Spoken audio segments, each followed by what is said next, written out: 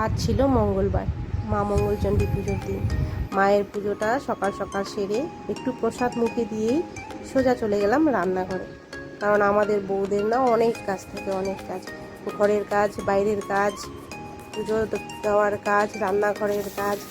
তো প্রথমে ভাবলাম আজকে একটা তরকারিই করবো, যেহেতু আজকে মঙ্গলবার নিরামিষ আছে আর বাড়িতে দুজন তো ভাত খেতে পারবে, আর আমি আবার মা মঙ্গলচণ্ডীর পুজো করে আমাদের নিয়মে ভাতটা খায় না, ভাতের বদলে তুমি রুটিটা খেতে পারবে, সবজি দিয়ে তুমি রুটিটা খেতে পারবে। তো আমি রুটি করব, খাবো। তো ভাবলাম যে একটু পনির বানাই, একটাই বানাবো, চা দিয়ে, ওটা দিয়ে ভাতও খাওয়া যাবে, রুটিও খাওয়া যাবে। তো অন্য সময় চিলি পনিরের জন্য তো পেঁয়াজ ইউজ করা হয়, তো আজকে আমি পনিরের তরকারির জন্য পটল, ক্যাপসিকাম, টমেটোর সাথে আমি একটু আলুটা বয়েল করে নিয়েছিলাম, কারণ না আলুটা কিছুদিন থেকে আলুটা যে আসছে সেদ্ধ হচ্ছে না ঠিক মতন, ওই জন্য আমি আলুটাকে আগে বয়েল করে নিয়েছি। আবার ভাবছি যে পটল দিচ্ছি পেঁয়াজের বদলে, কেমন যে হবে টেস্টটা, সেই জন্য আমি ওটার জন্য মশলা করে নিয়েছিলাম হলো পনিরের জন্য পোস্ত, একটু কালো সর্ষে বেটে নিয়েছিলাম, তার মধ্যে জিরে গুঁড়ো, ধনে গুঁড়ো, লঙ্কা গুঁড়ো দিয়ে বেশ যেমনভাবে মশলাটা ভেজে বানায় সেরকম করেই নর্মালি কিন্তু আমি বানিয়েছি। তো নামানোর আগে আমি আবার একটু গুঁড়ো গরম মশলা, একটু কসুরি মেথি, টেস্টটাকে ব্যালেন্স করার জন্য একটু মিষ্টি দিয়েছিলাম, আর ঘি দিয়ে তরকারিটাকে আমি নামিয়ে নিয়েছিলাম।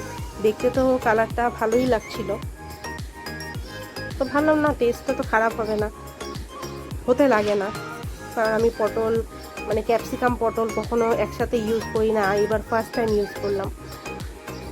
তারপর আমি একটু নিজের জন্য আটা মেখে নিলাম, আটাটা মাখলাম একটু বেশি করেই মেখে নিলাম, কারণ আবার রাতে মাখতে হবে। তো তো ভাবলাম একবারেই মেখে নিই একটু বেশি করে, এখন আমি দুটো পরোটা খেয়ে নিব আর বাকিগুলো সব রাত্রে বানাবো।